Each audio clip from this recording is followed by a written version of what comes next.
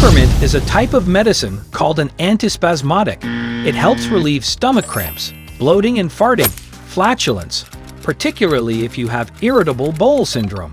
It works by helping the muscle of the bowel wall to relax. Curcumin used in Ayurvedic medicine as a digestive healing agent. Now, Western medicine has begun to study how turmeric can help with gut inflammation and gut permeability, two measures of your digestive efficiency.